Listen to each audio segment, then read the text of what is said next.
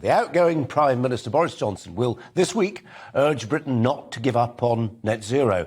In a farewell message, he'll say the UK can pursue the policy, despite suggestions from many of his own MPs that it's contributed to skyrocketing energy bills. Liz Truss, yes, the bookie's favourite to be the next Prime Minister, said she would suspend green levies on energy bills and has insisted that the government's 2050 net zero target must not, quote, harm businesses or consumers. Let's turn to the director of Net Zero Watch, Benny Peiser.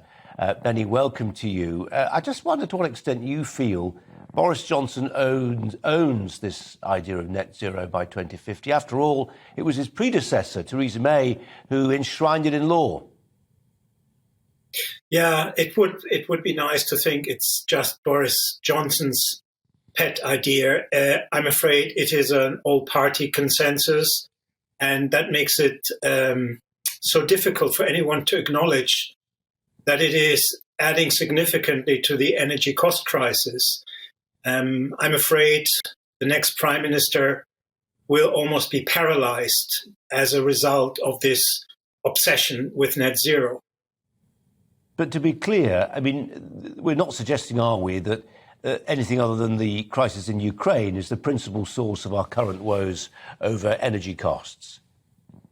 No. The war in Ukraine is just accelerating a upward trend that happened much earlier, much before this crisis in the Ukraine. The reason is that in contrast to previous energy crises where we would be able to diversify, Britain and much of Europe is no longer able to diversify energy resources. We've closed down most coal power plants, or blown them up, so we can't go back to them. The only energy that we are using to back up renewables is gas, and that is happening all over Europe. And that has driven up the demand for gas. Had we still got plenty of coal power plants, we could diversify like other countries, like the US, and we would not be in this situation. And the more renewables we are building, like Boris is proposing, the more we will be depending on natural gas. They say the road to hell is paved with good intentions, don't they? As you were talking there, Benny, we were just using pictures, and apologies if anybody's listening on the radio, using pictures of e-charging points, electric charging points for cars. And we read stories at the moment, don't we, about how it's becoming difficult. It's become so much more expensive to recharge your electric car. Who would have thunk it? Yes.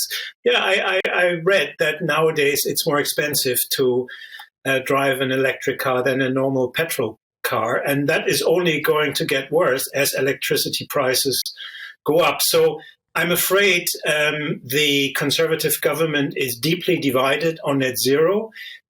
Boris clearly prioritizes green issues over everything else. Otherwise, we wouldn't be in the terrible situation. He's still not acknowledging that you have to look after your national security or economic security or stability. That all comes second or third over his green agenda. So the next Prime Minister will face not just Boris Johnson, but people like Zach Goldsmith, who've made public that they would rather support Labour than a Prime Minister who would water down some of the very costly net zero policies.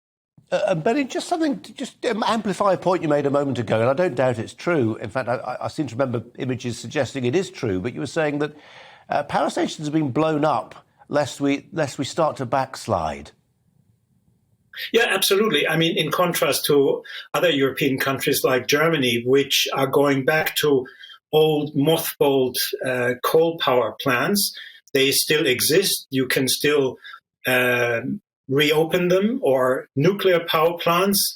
In Britain, that is no longer possible. You've either flooded coal mines or blown up coal power plants. So we're completely and utterly dependent on natural gas because there are no alternatives, certainly not in the short term. And that makes the crisis even worse. So we will face a horrendous winter. And unless the government actually introduces radical reforms, this horrendous winter will go on for the next 1 or 2 or 3 years.